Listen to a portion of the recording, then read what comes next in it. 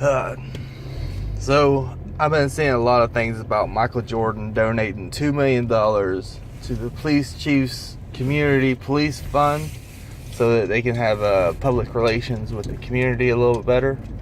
And well, it's $1 million there and $1 million to the NAACP legal team fund.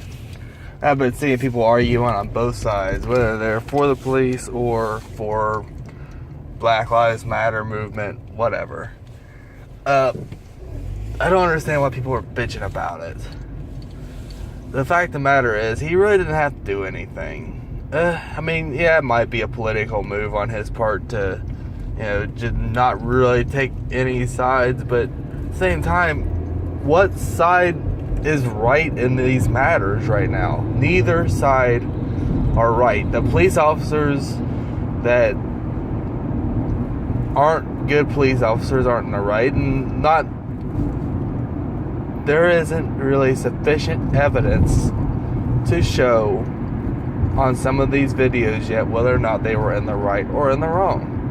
And there are definitely circumstances to where a police officer is going to be more justified than not,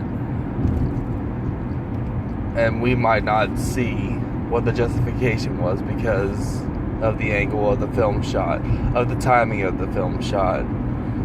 This is the reason why it's imperative for police officers to get their body cameras so they can protect themselves and protect the community. So if they do something wrong, it's there. If they're not doing things wrong, then it's there as well. And we can stop complaining about wrongful shooting deaths if they're not wrongful. Donating to the NAACP legal fund, I mean, he's seriously at least he's donating to things that's going to help fix the cause that he's wanting fixed. Like I said, it might be a political move, and I'm fine with it. Everybody else should be fine with it. Black, white, purple, brown, pink.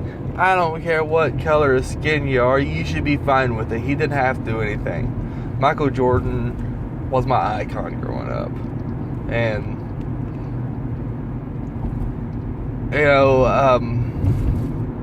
and I don't look at this because he was my icon. I don't look at it that way, but he was an icon of mine growing up, and he was of many people in my generation. However, he never had to do anything. He's set. He's made for life. If he gets pulled over, like, hey, you're Michael Jordan, cool. He don't have to do anything. To sit there and complain when he does do something, oh, boo fucking who? Go cry in a fucking tent or something. I don't give a shit what you do. Go kick rocks. It's a stupid argument to sit there and argue that he should have done this with the money, should have gave it to the victims' families. Listen, if the shootings were wrongful on the police's part, on the police officer's part, they will get paid. Granted, would they rather have their dads or their moms that's been lost? Of course they would. But which victims? Because I guarantee you, most of the black people that I've talked to aren't talking about the police officers, their families that were lost in the tragedies there in Dallas or Baton Rouge or here in Cincinnati, Ohio. You guys make these assumptions that because somebody does something, they should do it in the way that you think it should be done. Giving money to the families will not help the cause. Giving money to the people that are trying to help the cause will help the cause. You got to look at it from that perspective. Stop treating everybody as a victim until all the evidence is released. I've said it before. Alton Sterling, I can't see what his right hand is doing in that video. I mean, you can put the argument out there that yes, there's 2 police officers there. But let me tell you something.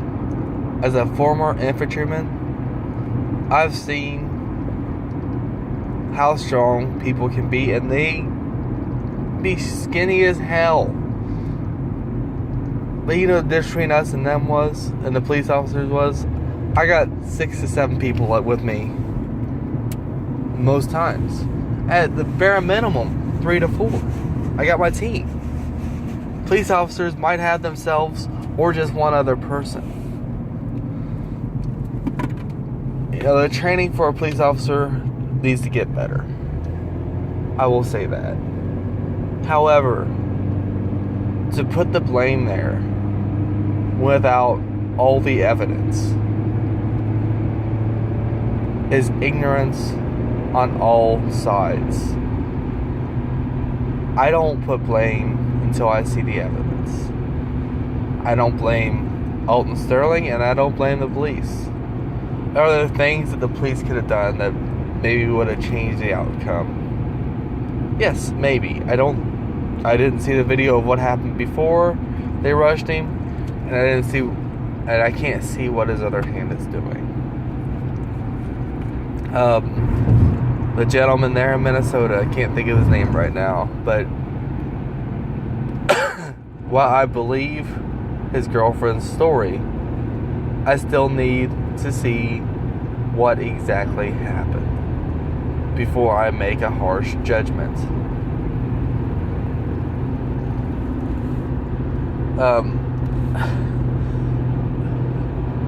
The one that really sticks out in my head, though, is the one that just recently happened, where the guy was laying on his back, and he was the caretaker or teacher for this autistic kid, and they shot him in the leg, and he was laying on his back with his arms up, and you can clearly hear him saying, "This kid is autistic, he's playing with a truck," and he was trying to help the kid put the truck down.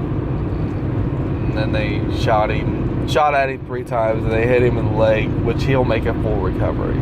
And believe me, he will get paid. However, that officer really needs to do some jail time for just the same as any other person would.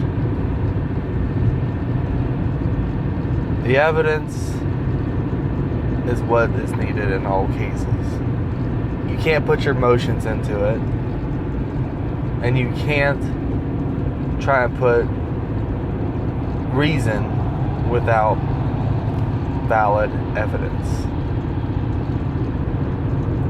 You gotta do this as a scientist would do any experiment. And there are some things that I thought that might help, though.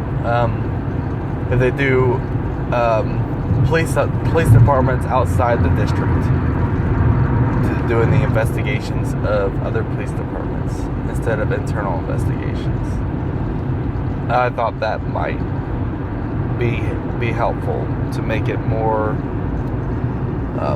reliable in the public's eye. I don't know. Give me your thoughts on what you think. And if you like it and share it. If not, then comment, call me an asshole, racist, or whatever, which I'm not racist at all. I'm just